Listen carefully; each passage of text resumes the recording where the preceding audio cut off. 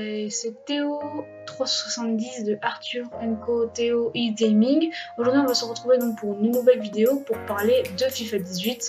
Comme vous le savez, le nouveau phénomène qui va sortir le 29 septembre 2017. Voilà, ce septembre-là. En tout cas, j'espère que ça vous fait plaisir que je fasse une vidéo là-dessus, car tout le monde en a fait.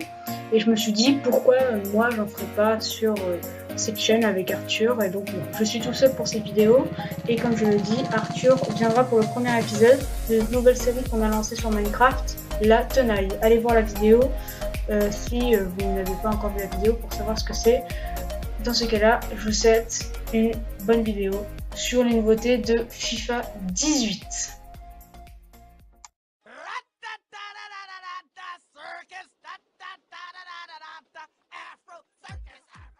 FIFA 18 est un jeu vidéo de football développé par EA Canada et édité par EA Sports. Prévu pour le 29 septembre 2017 sur PlayStation 3, PlayStation 4, Xbox 360, Xbox One et PC et bien sûr Nintendo Switch. Il s'agit du 25e opus de la franchise FIFA développée par EA Sports. L'international portugais Cristiano Ronaldo est sur la couverture du jeu.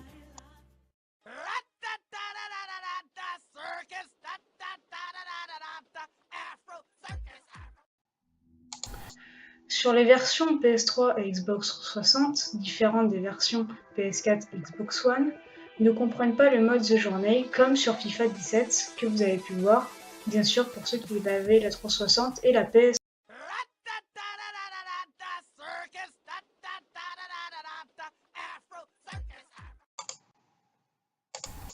La Nintendo Switch possède une ergonomie personnalisée et EA Sports affirme que c'est l'expérience FIFA sur console portable la plus avancée sur le plan technologique.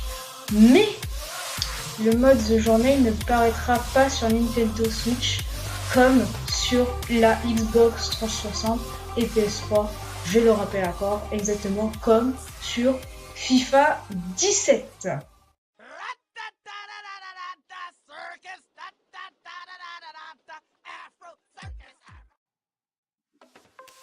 Dans cette nouvelle édition, EA Sports a décidé d'améliorer le positionnement des joueurs, l'intelligence artificielle a augmenté et maintenant chaque équipe qui affronte le joueur choisira sa propre technique.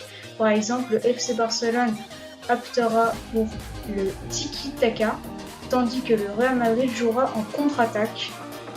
De nouveaux mouvements et animations en haute définition permettent un jeu de tête plus fluide. Ce nouvel opus permet également de centrer au premier et au second poteau, en fonction de votre choix. Ce qu'il n'y avait pas bien sûr sur FIFA 17.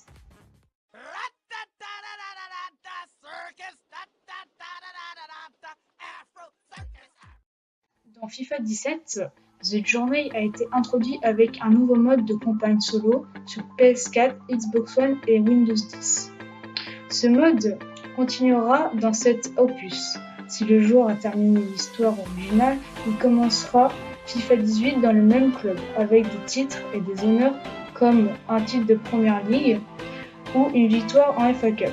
Quant à ceux qui commenceront depuis le début, ils verront un montage avec les points clés de l'intrigue, puis ils pourront choisir parmi tous les clubs de Première Ligue dans l'édition de cette année. Alexander est entièrement personnalisable.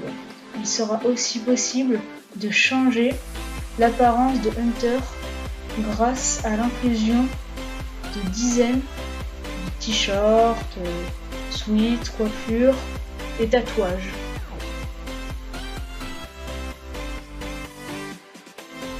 Fin de cette année, Alexander aura aussi la possibilité de changer de club, comme le PSG, l'Atlético Madrid, le Bayern Munich, dans la galaxie de Los Angeles, ainsi que dans le championnat du football brésilien, donc ce qui est pas mal, avec bien sûr l'FC Santos, qui est très bien le club de Pelé.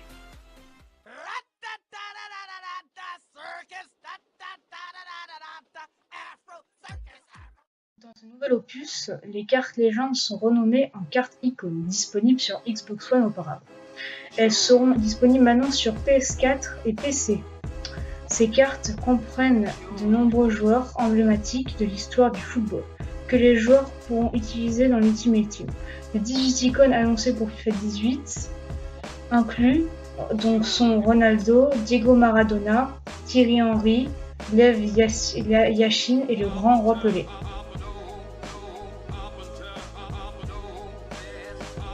C'est déjà la fin de cette vidéo, j'espère que cette vidéo t'aura plu et vous aura plu si vous la regardez à plusieurs. C'était Théo370 de Arthur Fu & Théo370 X Gaming et je vous souhaite à la prochaine. Allez, ciao ciao.